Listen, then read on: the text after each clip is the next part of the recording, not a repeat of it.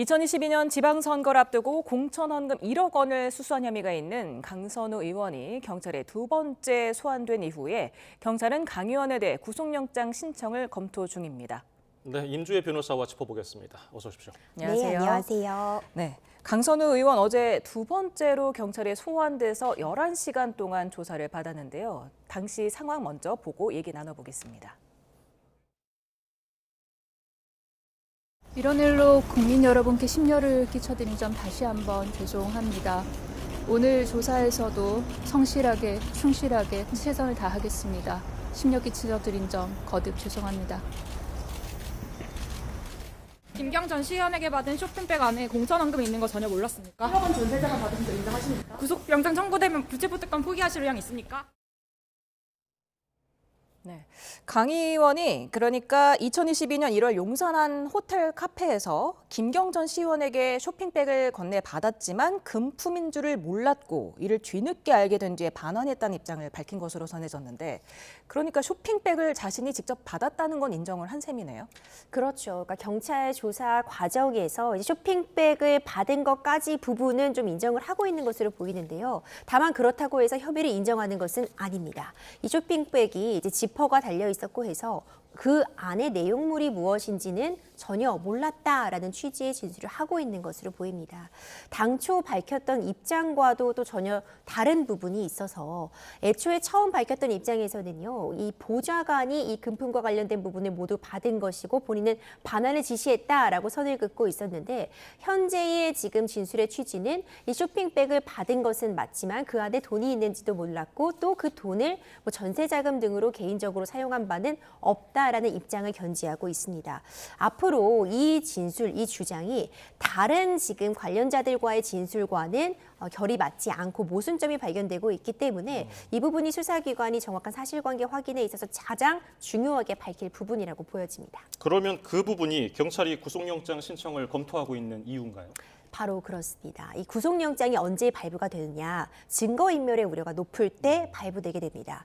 기본적으로는 불구속이 원칙이지만 증거인멸의 우려가 있으면 구속영장이 청구가 되고 발부가 되게 되는데요. 증거인멸의 우려가 다른 사람들은 진술이 한 방향으로 가고 있는데 본인만 다른 주장을 하는 경우 이번 사안 같은 경우는 쇼핑백이 대표적인 그 사례로 꼽을 수 있을 것 같은데 지금 김경전 시의원도 쇼핑백을 강선우 의원에게 전달했다라고 주장을 하고 있고요. 그 보좌진 역시도 이 금액을 받아서 전세자금으로 사용했다라는 말이 맞는 그 두 사람의 진술이 좀 일치하는 방향이 있는데 강선우 의원만 전혀 다른 취지의 주장을 하고 있어서요. 이 부분을 근거로 해서 증거인멸의 우려가 높다라는 판단이 내려질 가능성이 현재로서는 높아 보입니다. 네, 경찰의 영장 신청이 임박해 보인다는 우리 취재 기자의 전언도 있었는데요. 사실 강선우 의원이 국회의원이다 보니까 국회 회기 중에는 일단 불체포 특권을 포기하더라도 국회 동의를 받아야 하는 거잖아요. 그렇죠. 아직까지 구속영장이 실제로 발부되기까지는 좀 긴 절차들이 남아 있는데요. 일단 경찰에서는 이 증거인멸의 우려가 높다라는 부분 그리고 혐의점들이 어느 정도 소명이 되었다라는 취지에서 구속영장을 신청할 수 있습니다. 검찰이 청구하게 되면 법무부를 거쳐서 이 체포동의서가 국회로 보내지게 되는데요.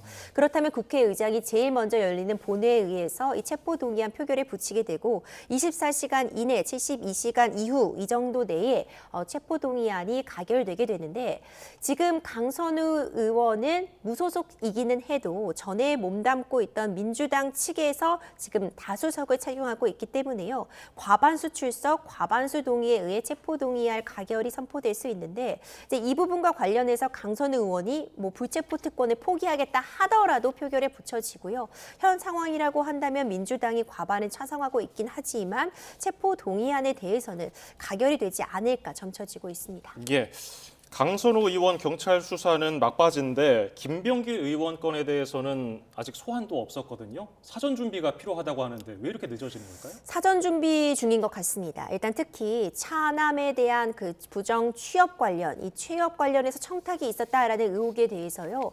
이 두나무 전 대표에 대해서도 그리고 빗썸 전 임원들에 대해서도 참고인 신분으로 순차적으로 소환 조사가 진행이 되고 있습니다. 이제 일반적으로 수사를 할 수 있는 기법은 여러 가지가 가지가 있는데 마지막에 결국 이 사건에 의해서 쟁점이 되는 이 주요 피고인을 부르는 경우는 종종 있습니다. 그러니까 증거들을 모두 모으고 사실관계를 어느 정도 확인한 다음에 좀 핵심적인 질문을 이 핵심 피고인에게 던지겠다라는 취지로 선회해 볼 수는 있겠지만 이 의혹이 불거진 지 이미 굉장히 오랜 시간이 됐습니다. 예. 그렇기 때문에 일각에서 주장하는 것처럼 지금 증거 인멸할 시간만 주는 것이 아니냐. 수사의 쟁점들이 굉장히 많음에도 불구하고 수사가 너무 늦게 진행되고 있는 것 아니냐라는 비판 역시도 충분히 가능한 상황으로 보여집니다.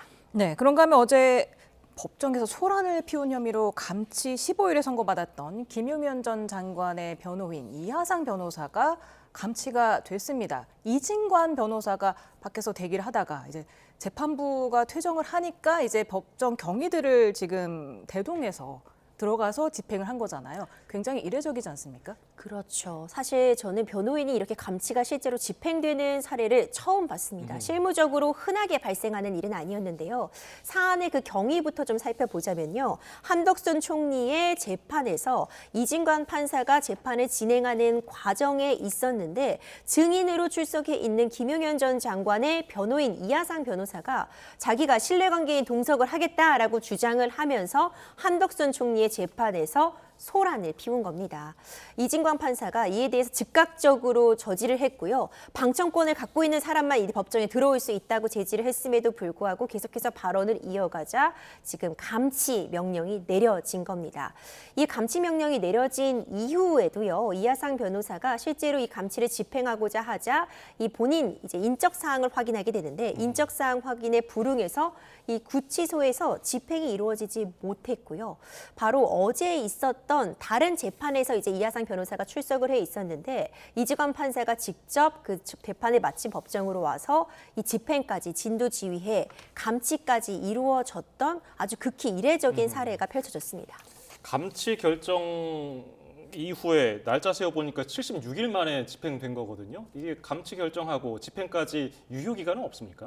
이제 이 감치 명령이 내려지면 본래 이 3개월 정도 안에 3개월 이내에 집행이 돼야 되는 것이 맞는데요. 이번 사안 같은 경우 일반적인 감치를 좀 생각해 보더라도요.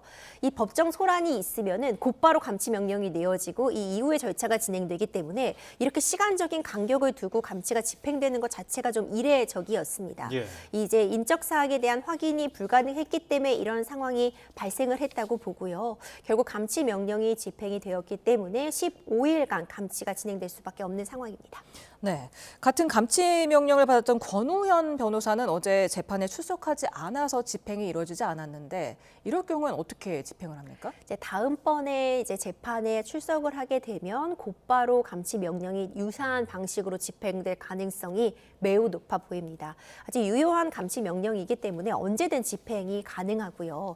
다만 다른 뭐 구속영장이나 체포영장 발부하는 그 성질이 좀 다르다 보니까 변호인으로서 재판에 출석을 한다면 유사한 방식으로 이하상 변호사와 마찬가지로 이제 감치 명령이 집행이 되지 않을까 생각이 되고요. 물론 이번에 감치 집행에 대해서 이에 대해서 다투겠다, 집행 정지를 신청하겠다라고 밝히고 있지만 이 집행 정지가 받아들여질지 여부에 대해서 이미 유효하게 발부된 감치 명령이기 때문에 좀 집행 정지가 신청되기는 어렵지 않을까 생각이 됩니다. 예, 다음 주제 살펴볼까요?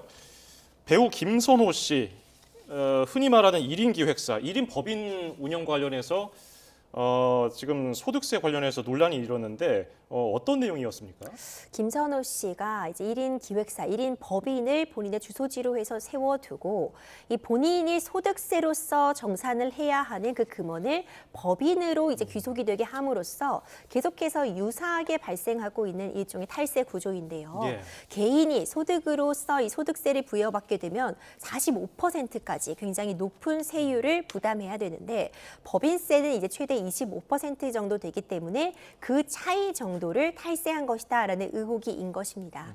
이에 대해서 지금 김선호 씨의 현 소속사에서도 김선호 씨가 이 1인 기획사와 관련된 부분을 제대로 이 운영에 대해서 인지하지 못하는 채로 이 법인에게 일정 부분 소득을 정상받은 부분과 관련해서 이 법인으로 정상급 지급에 대해서는 그 법인세를 이미 냈지만 그 차액에 해당하는 부분을 소득세로 추가로 납부했다. 그리고 당시에 무지했던 이 법인과 관련된 운영을 바로잡기 위해서 그 전에 뭐 법카로 사용된 부분이라던가 이 가족들에게 임금을 지급한 부분에 대해서는 모두 제자리로 돌려놓겠다라는 취지의 언급이 있었습니다.